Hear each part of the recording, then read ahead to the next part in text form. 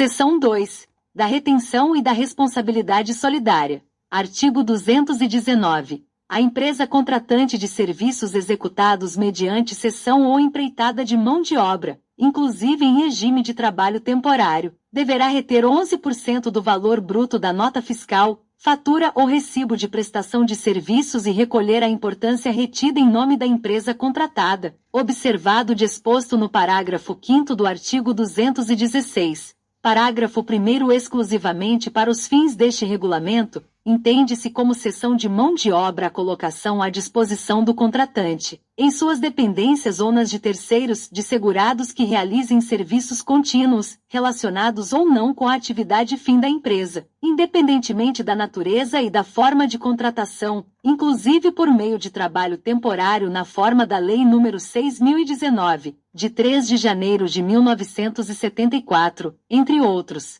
Parágrafo 2º enquadram-se na situação prevista no caput os seguintes serviços realizados mediante cessão de mão de obra. 1. Limpeza, conservação e zeladoria. 2. Vigilância e segurança. 3. Construção civil. 4. Serviços rurais. 5. Digitação e preparação de dados para processamento. 6. Acabamento, embalagem e acondicionamento de produtos. 7. Cobrança. 8. Coleta e reciclagem de lixo e resíduos. 9. Copa e hotelaria. 10. Corte e ligação de serviços públicos. 11. Distribuição. 12. Treinamento e ensino. 13. Entrega de contas e documentos. 14. Ligação e leitura de medidores. 15. Manutenção de instalações, de máquinas e de equipamentos.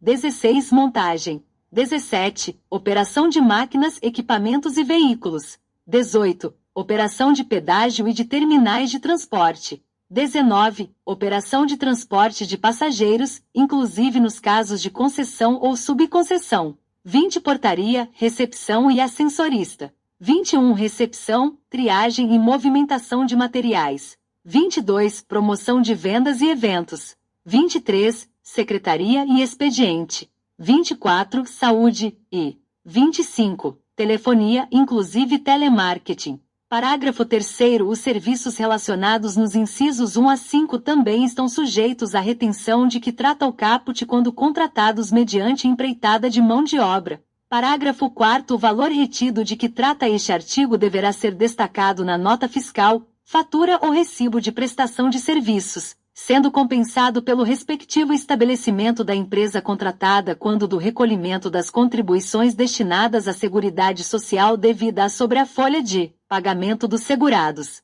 Parágrafo 5º. O contratado deverá elaborar folha de pagamento e guia de recolhimento do Fundo de Garantia do Tempo de Serviço e informações à Previdência Social distintas, para cada estabelecimento ou obra de construção civil da empresa contratante do serviço. Parágrafo 6º. A empresa contratante do serviço deverá manter em boa guarda, em ordem cronológica e por contratada, as correspondentes notas fiscais, faturas ou recibos de prestação de serviços, guias da Previdência Social e guias de recolhimento do Fundo de Garantia do Tempo de Serviço e informações à Previdência Social com comprovante de entrega. Parágrafo 7º. Na contratação de serviços em que a contratada se obriga a fornecer material ou dispor de equipamentos, fica facultada ao contratado a discriminação, na nota fiscal, fatura ou recibo, do valor correspondente ao material ou equipamentos que será excluído da retenção, desde que contratualmente previsto e devidamente comprovado. Parágrafo 8º. Cabe ao Instituto Nacional do Seguro Social normatizar a forma de apuração e o limite mínimo do valor do serviço contido no total da nota fiscal, fatura ou recibo quando, na hipótese do parágrafo anterior, não houver previsão contratual dos valores correspondentes a material ou a equipamentos. Parágrafo 9º. Na impossibilidade de haver compensação integral na própria competência, o saldo remanescente poderá ser compensado nas competências subsequentes, inclusive na relativa à gratificação natalina, ou ser objeto de restituição, não sujeitas ao disposto no parágrafo 3º do artigo 247. Parágrafo 10. Para fins de recolhimento e de compensação da importância retida, será considerada como competência aquela a que corresponder a data da emissão da nota fiscal, fatura ou recibo. Parágrafo 11. As importâncias retidas não podem ser compensadas com contribuições arrecadadas pelo Instituto Nacional do Seguro Social para outras entidades.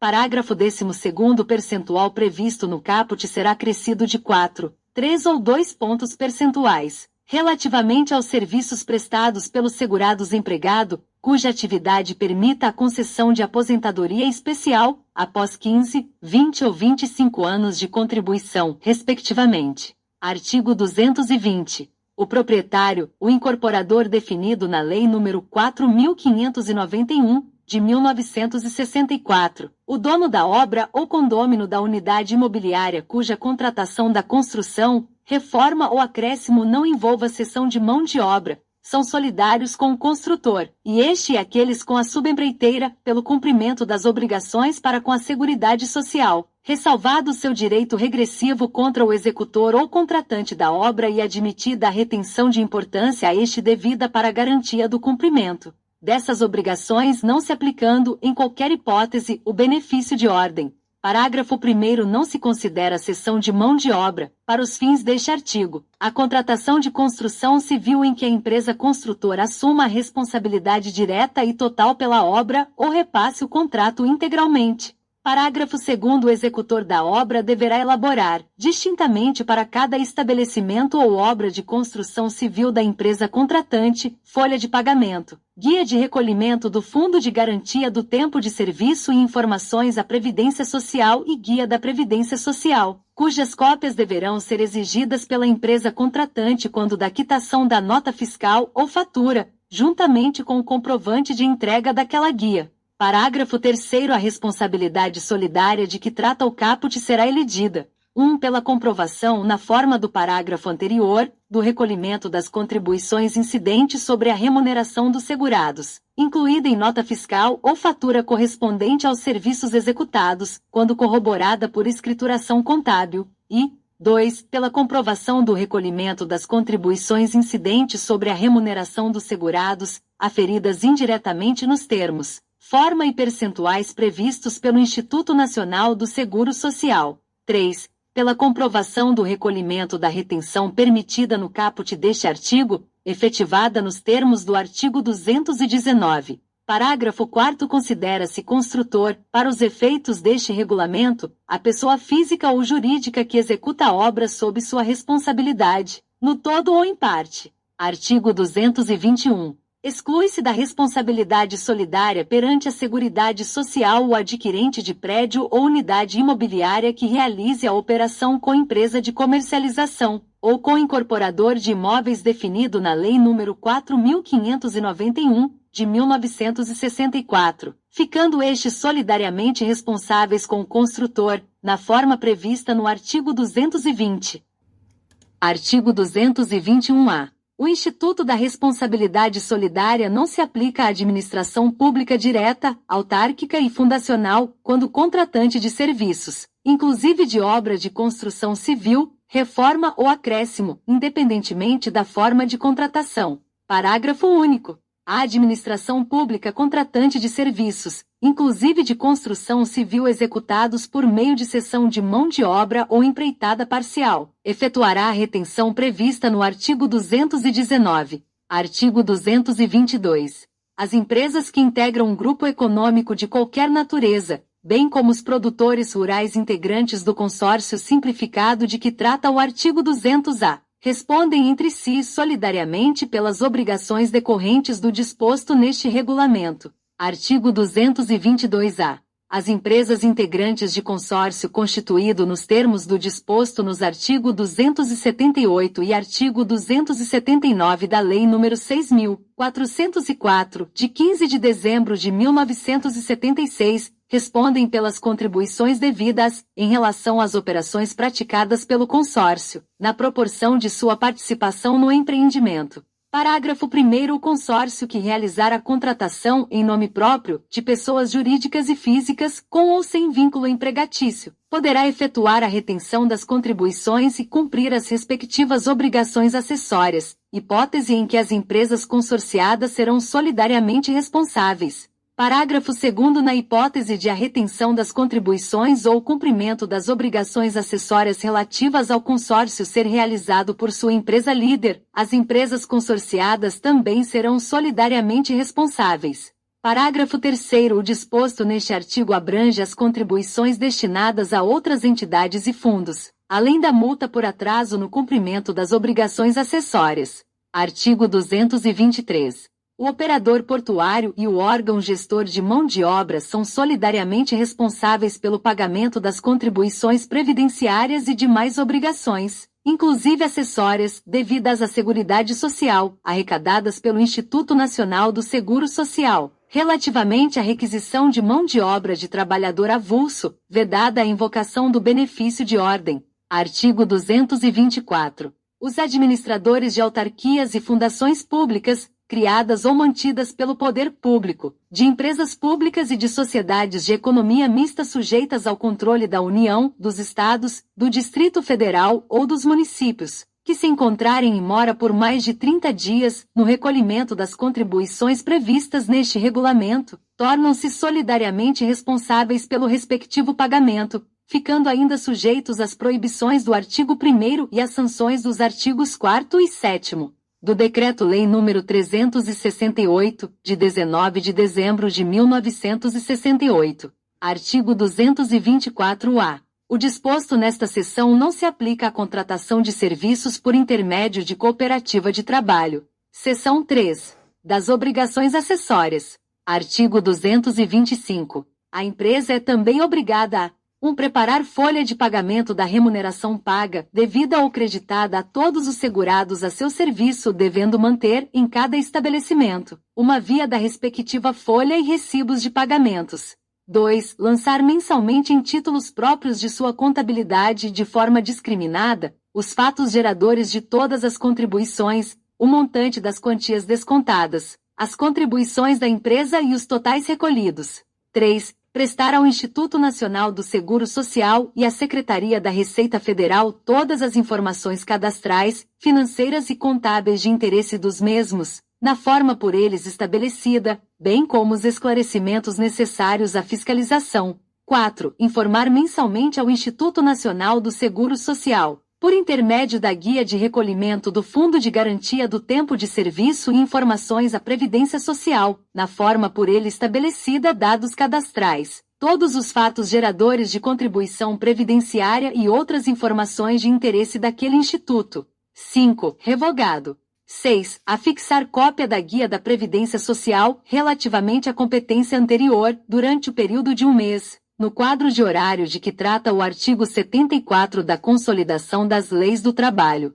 7. Informar, anualmente à Secretaria da Receita Federal do Brasil, na forma por ela estabelecida, o nome, o número de inscrição na Previdência Social e o endereço completo dos segurados de que trata o inciso 3 do parágrafo 15 do artigo 9º, por ela utilizados no período, a qualquer título para distribuição ou comercialização de seus produtos, sejam eles de fabricação própria ou de terceiros, sempre que se tratar de empresa que realize vendas diretas. 8. Comunicar mensalmente os empregados a respeito dos valores descontados de sua contribuição previdenciária e, quando for o caso, dos valores da contribuição do empregador incidente sobre a remuneração do mês de competência por meio de contra-cheque, recibo de pagamento ou documento equivalente. Parágrafo 1º. As informações prestadas na Guia de Recolhimento do Fundo de Garantia do Tempo de Serviço e informações à Previdência Social servirão como base de cálculo das contribuições arrecadadas pelo Instituto Nacional do Seguro Social, comporão a base de dados para fins de cálculo e concessão dos benefícios previdenciários, bem como constituir-se-ão em termo de confissão de dívida na hipótese do não recolhimento.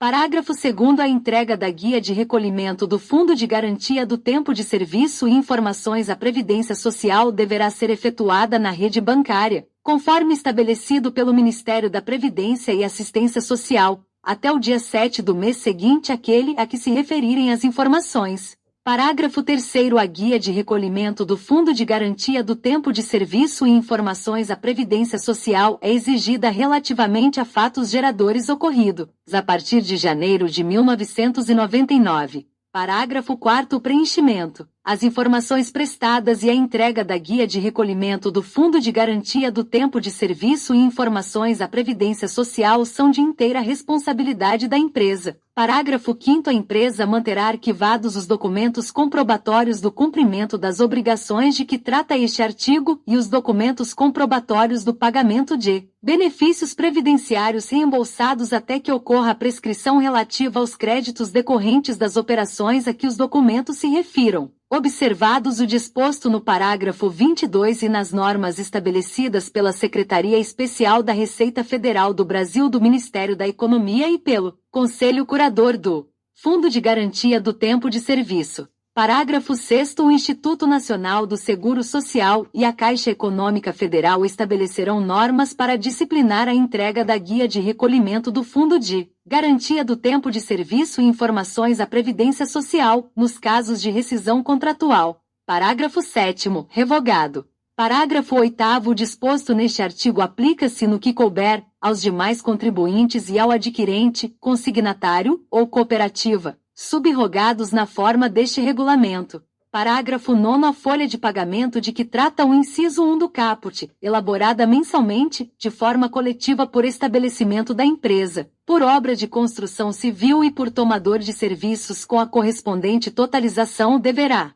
1. Discriminar o nome dos segurados, indicando cargo, função ou serviço prestado. 2. Agrupar os segurados por categoria assim entendido: segurado empregado, trabalhador avulso, contribuinte individual. 3. Destacar o nome das seguradas em gozo de salário maternidade. 4. Destacar as parcelas integrantes e não integrantes da remuneração e os descontos legais e 5. Indicar o número de cotas de salário família atribuídas a cada segurado empregado ou trabalhador avulso. Parágrafo 10. No que se refere ao trabalhador portuário avulso, o órgão gestor de mão de obra elaborará a folha de pagamento por navio, mantendo-a disponível para uso da fiscalização do Instituto Nacional do Seguro Social, indicando o operador portuário e os trabalhadores que participaram da operação, detalhando, com relação aos últimos, 1. Os correspondentes números de registro ou cadastro no órgão gestor de mão de obra.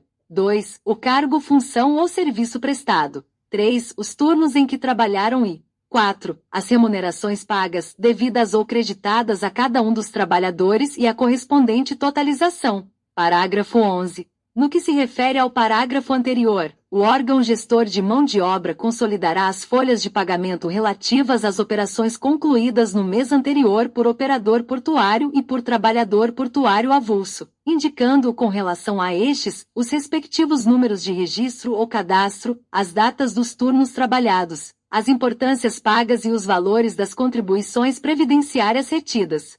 Parágrafo 12. Para efeito de observância do limite máximo da contribuição do segurado trabalhador avulso, de que trata o artigo 198, o órgão gestor de mão de obra manterá resumo mensal e acumulado, por trabalhador portuário avulso, dos valores totais das férias, do 13º salário e das contribuições previdenciárias retidas. Parágrafo 13. Os lançamentos de que trata o inciso 2 do caput, devidamente escriturados nos livros diário e razão, serão exigidos pela fiscalização após 90 dias contados da ocorrência dos fatos geradores das contribuições, devendo, obrigatoriamente, 1. Atender ao princípio contábil do regime de competência e 2. Registrar, em contas individualizadas, todos os fatos geradores de contribuições previdenciárias de forma a identificar, clara e precisamente, as rubricas integrantes e não integrantes do salário de contribuição, bem como as contribuições descontadas do segurado, as da empresa e os totais recolhidos, por estabelecimento da empresa, por obra de construção civil e por tomador de serviços.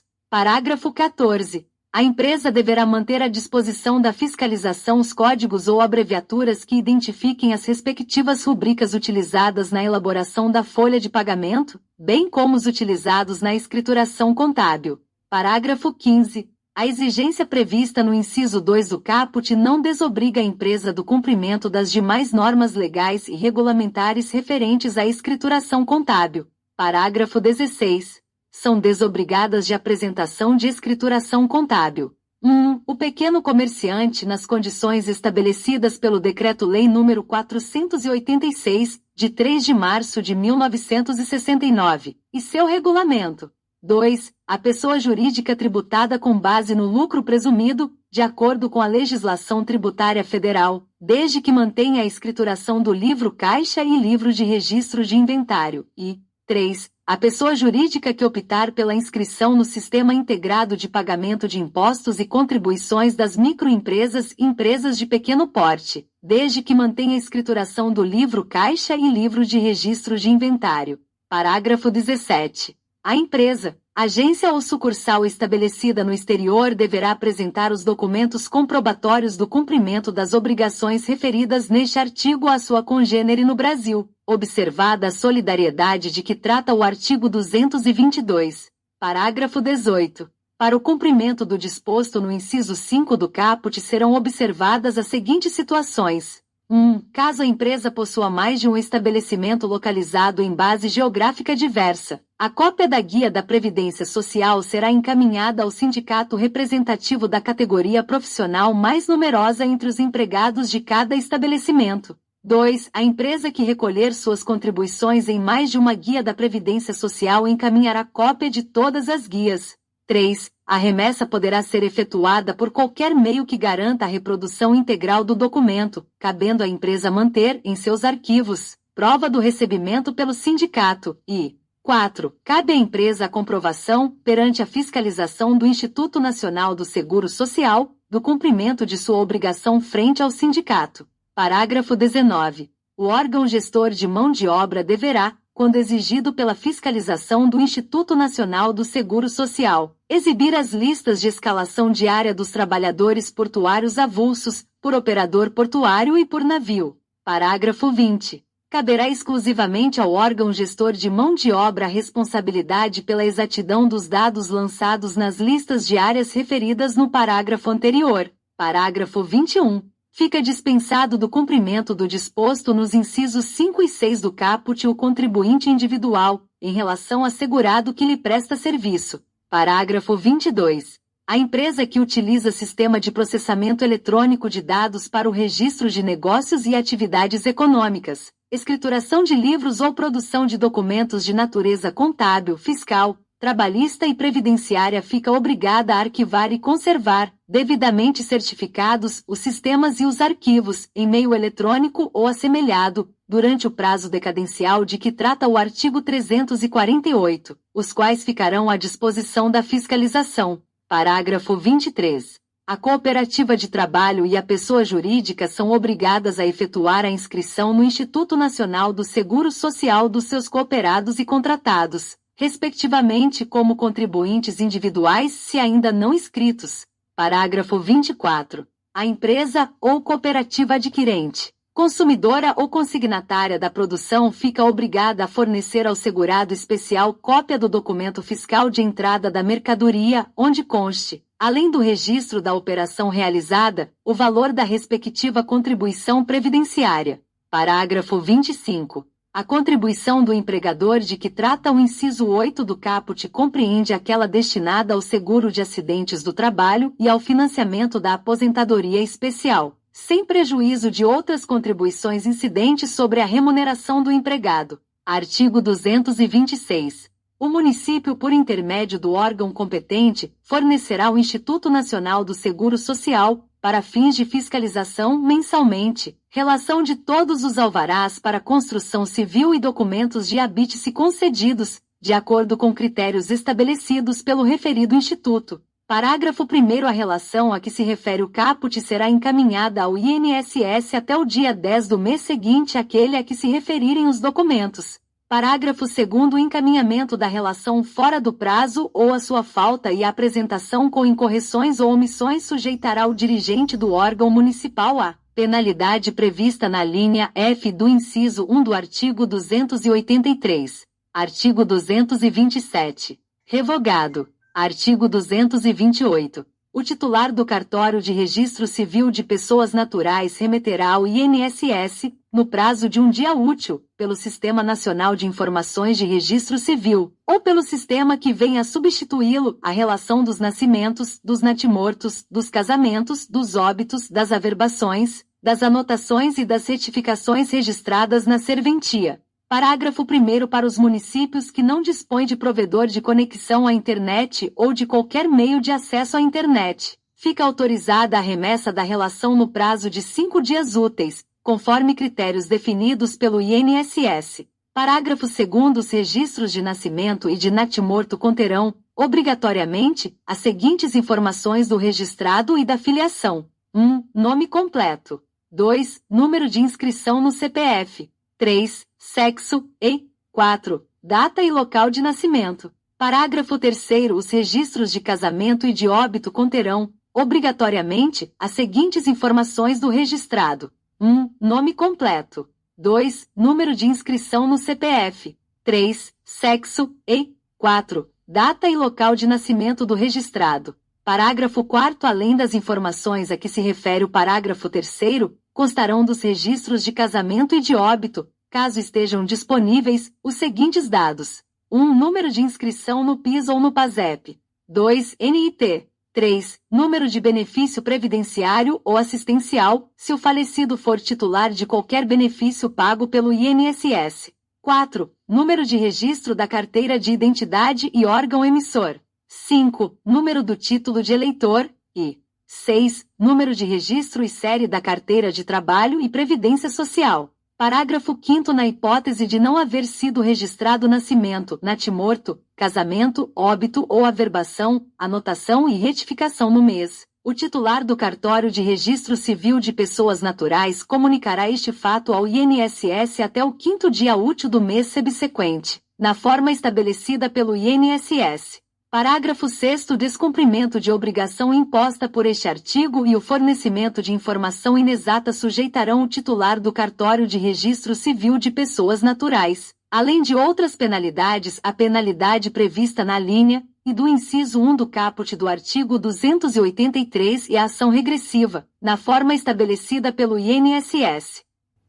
Seção 4. Da competência para arrecadar, fiscalizar e cobrar. Artigo 229. O Instituto Nacional do Seguro Social é o órgão competente para 1. Arrecadar e fiscalizar o recolhimento das contribuições sociais previstas nos incisos 1, 2, 3, 4 e 5 do parágrafo único do artigo 195, bem como as contribuições incidentes a título de substituição. 2. Constituir seus créditos por meio dos correspondentes lançamentos e promover a respectiva cobrança. 3. Aplicar sanções e 4. Normatizar procedimentos relativos à arrecadação, fiscalização e cobrança das contribuições referidas no inciso 1. Parágrafo 1º os auditores fiscais da Previdência Social terão livre acesso a todas as dependências ou estabelecimentos da empresa, com vistas à verificação física dos segurados em serviço, para confronto com os registros e documentos da empresa, podendo requisitar e apreender livros, notas técnicas e demais documentos necessários ao perfeito desempenho de suas funções, caracterizando-se como embaraço à fiscalização qualquer dificuldade oposta à consecução do objetivo.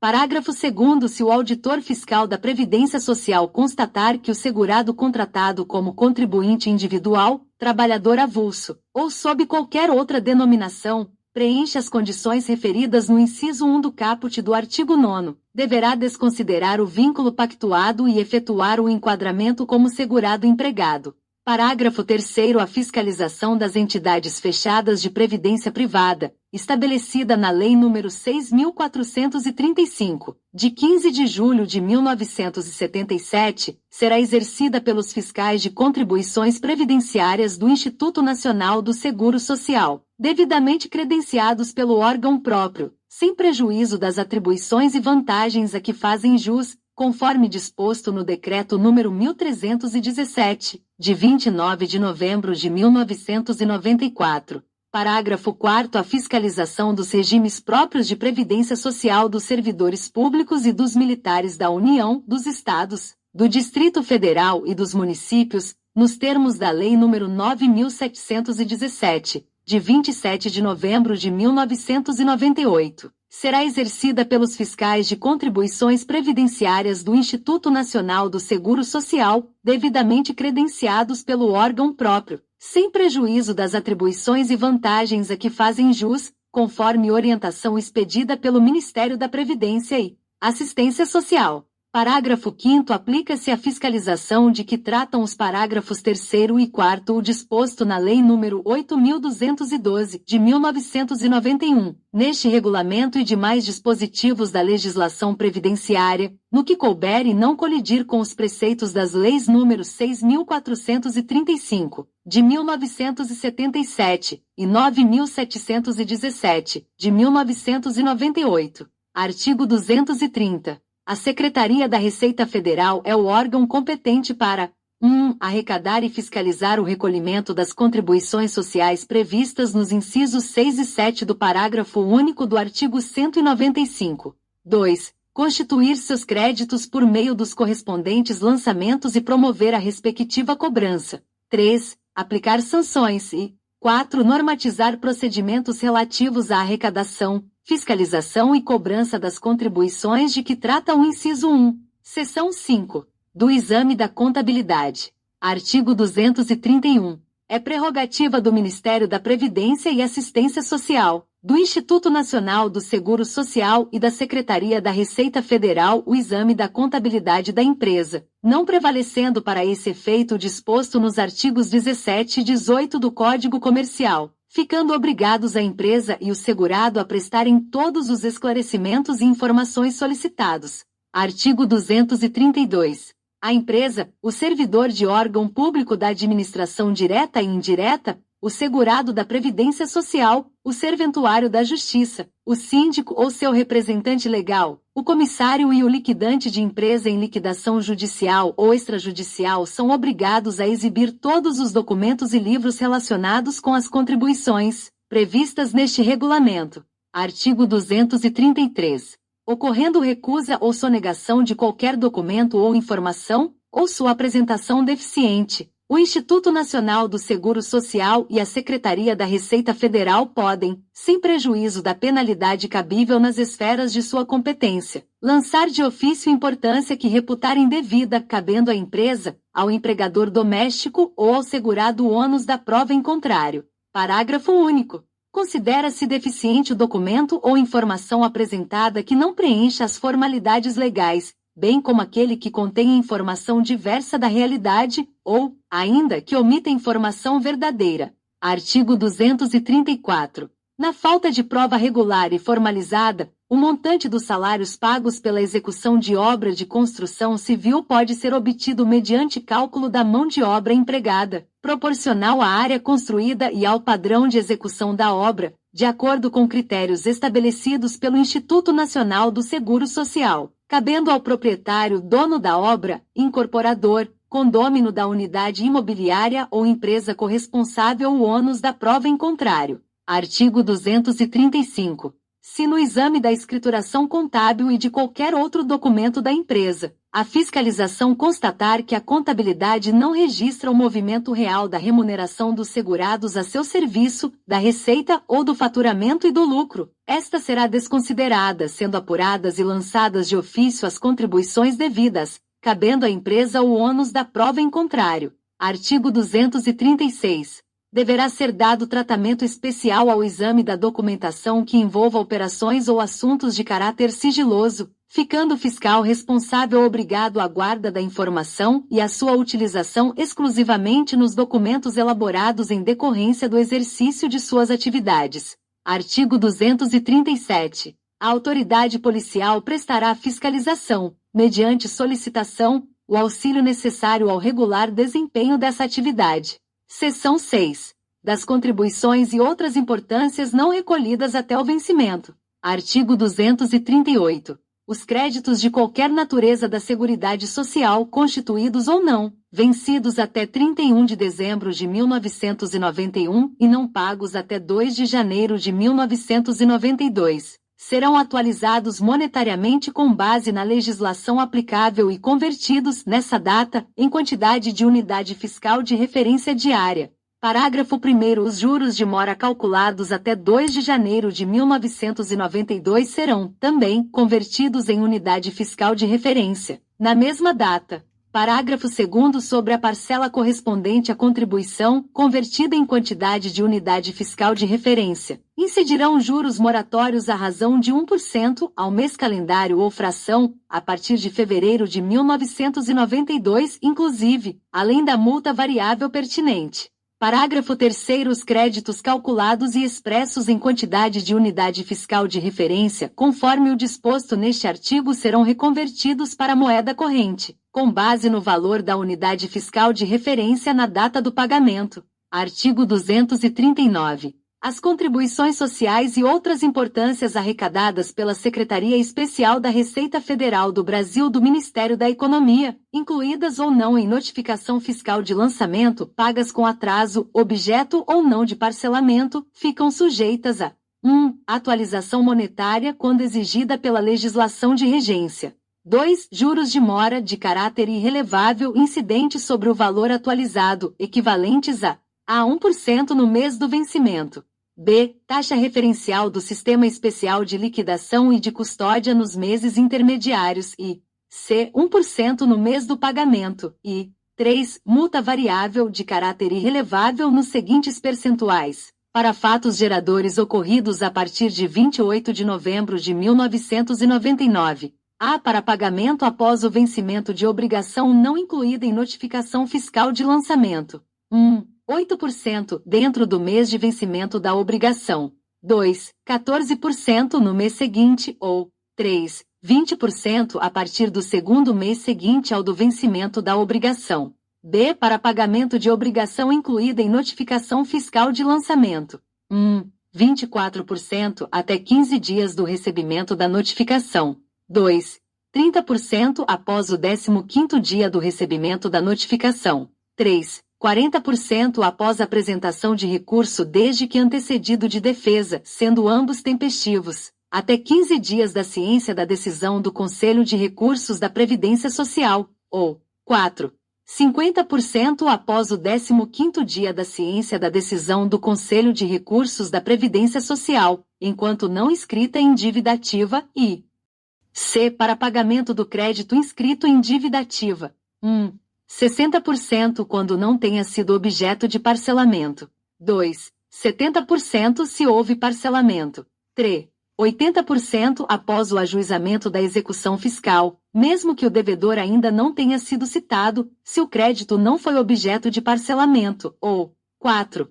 100% após o ajuizamento da execução fiscal, mesmo que o devedor ainda não tenha sido citado, se o crédito foi objeto de parcelamento.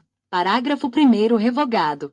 Parágrafo 2º. Nas hipóteses de parcelamento ou de reparcelamento, incidirá um acréscimo de 20% sobre a multa de mora a que se refere o inciso 3. Parágrafo 3º. Se houver pagamento antecipado à vista, no todo ou em parte, do saldo devedor, o acréscimo previsto no parágrafo anterior não incidirá sobre a multa correspondente à parte do pagamento que se efetuar. Parágrafo 4º. O valor do pagamento parcial antecipado, do saldo devedor de parcelamento ou do reparcelamento somente poderá ser utilizado para quitação de parcelas na ordem inversa do vencimento, sem prejuízo da que for devida no mês de competência em curso e sobre a qual incidirá sempre o acréscimo a que se refere o parágrafo 2º. Parágrafo 5º. É facultada a realização de depósito à disposição da Seguridade Social, sujeito ao mesmo percentual do item 1 da linha B do inciso 3, desde que dentro do prazo legal para apresentação de defesa. Parágrafo 6º. A correção monetária e aos acréscimos legais de que trata este artigo aplicar-se-á a legislação vigente em cada competência a que se referirem. Parágrafo 7º. As contribuições de que trata o artigo 204, devidas e não recolhidas até as datas dos respectivos vencimentos, aplicam-se multas e juros moratórios na forma da legislação pertinente. Parágrafo 8º. Sobre as contribuições devidas e apuradas com fundamento no inciso 4 do caput do artigo 127 e no parágrafo 1º do artigo 348 incidirão juros moratórios de 0,5% ao mês, capitalizados anualmente, limitados ao percentual máximo de 50%, e multa de 10%. Parágrafo 8º. A incidência de juros moratórios e multa de que trata o parágrafo 8º será estabelecida para fatos geradores ocorridos a partir de 14 de outubro de 1996. Parágrafo 9º. Não se aplicam as multas impostas e calculadas como percentual do crédito por motivo de recolhimento fora do prazo das contribuições, nem quaisquer outras penas pecuniárias, as massas falidas de que trata o artigo 192 da Lei nº 11.101, de 9 de fevereiro de 2005, e as missões diplomáticas estrangeiras no Brasil e aos membros dessas missões quando assegurada a isenção em tratado, convenção ou outro acordo internacional de que o Estado estrangeiro ou organismo internacional e o Brasil sejam partes. Parágrafo 10. O disposto no parágrafo 8º não se aplica aos casos de contribuições em atraso a partir da competência abril de 1995, obedecendo-se, a partir de então, às disposições aplicadas às empresas em geral. Parágrafo 11. Na hipótese de as contribuições terem sido declaradas no documento a que se refere o inciso 4 do artigo 225, ou quando se tratar de empregador doméstico ou de empresa ou segurado dispensados de apresentar o citado documento, a multa de mora a que se refere o caput e seus incisos será reduzida em 50%. Artigo 240. Os créditos de qualquer natureza da Seguridade Social, constituídos ou não, que forem objeto de parcelamento serão consolidados na data da concessão e expressos em moeda corrente. Parágrafo 1º. Os valores referentes a competências anteriores a 1º de janeiro de 1995 e expressos em unidade fiscal de referência serão reconvertidos para moeda corrente com base no valor da unidade fiscal de referência na data do pagamento. Parágrafo 2º. O valor do crédito consolidado será dividido pela quantidade de parcelas mensais concedidas na forma da legislação pertinente. Parágrafo 3º. O valor de cada parcela mensal, por ocasião do pagamento, será acrescido de juros na forma da legislação pertinente. Parágrafo 4º. A parcela mensal com valores relativos a competências anteriores a janeiro de 1995 será determinada de acordo com as disposições do parágrafo 1º, acrescida de juros conforme a legislação pertinente. Artigo 241. No caso de parcelamento concedido administrativamente até o dia 31 de dezembro de 1991, cujo saldo devedor foi expresso em quantidade de unidade fiscal de referência diária a partir de 1º de janeiro de 1992, mediante a divisão do débito atualizado monetariamente, pelo valor da unidade fiscal de referência diária no dia 1º de janeiro de 1992, terá o valor do débito ou da parcela expresso em unidade fiscal de referência reconvertido para moeda corrente, multiplicando-se a quantidade de unidade fiscal de referência pelo valor desta na data do pagamento. Artigo 242. Os valores das contribuições incluídos em notificação fiscal de lançamento e os acréscimos legais, observada a legislação de regência, serão expressos em moeda corrente.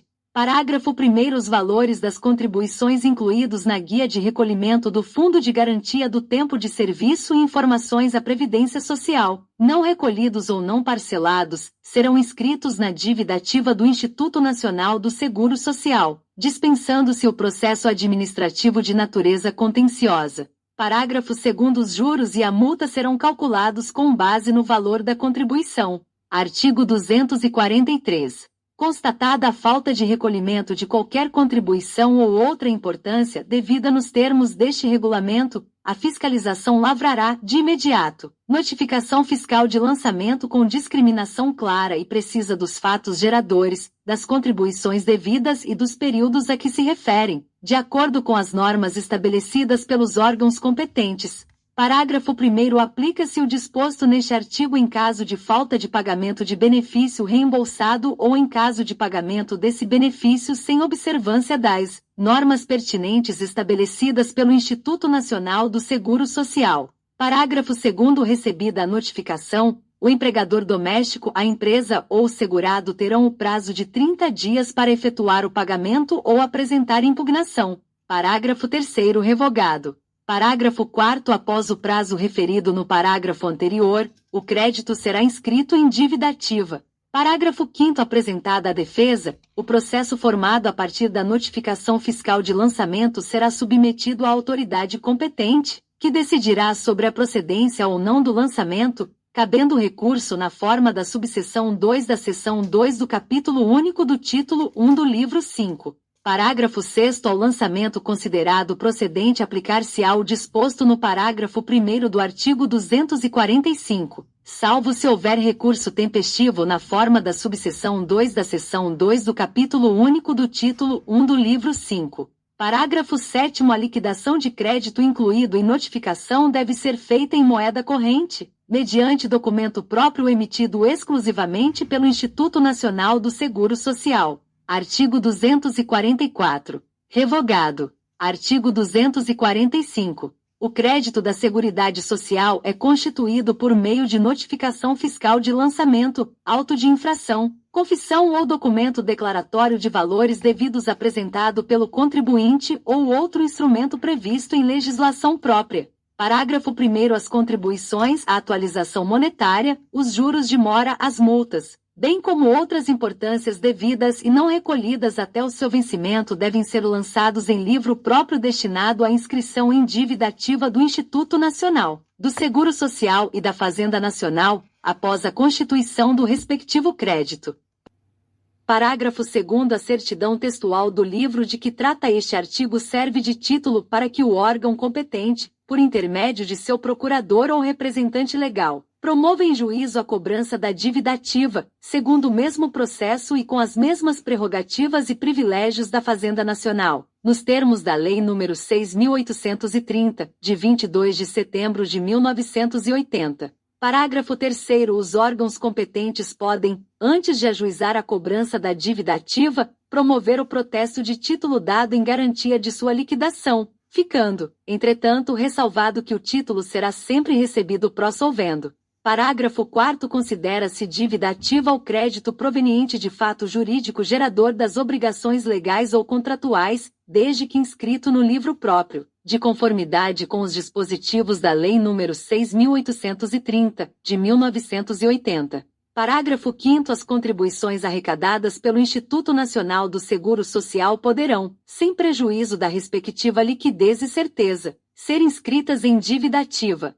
Artigo 246. O crédito relativo a contribuições, atualização monetária, juros de mora, multas, bem como a outras importâncias, está sujeito nos processos de falência, concordata ou concurso de credores, às disposições atinentes aos créditos da União, aos quais é equiparado. Parágrafo único. O Instituto Nacional do Seguro Social reivindicará os valores descontados pela empresa do segurado empregado e trabalhador avulso, as decorrentes da subrogação de que tratam os incisos 1 e 2 do parágrafo 7º do artigo 200 e as importâncias retidas na forma do artigo 219 e não recolhidos, sendo que esses valores não estão sujeitos ao concurso de credores.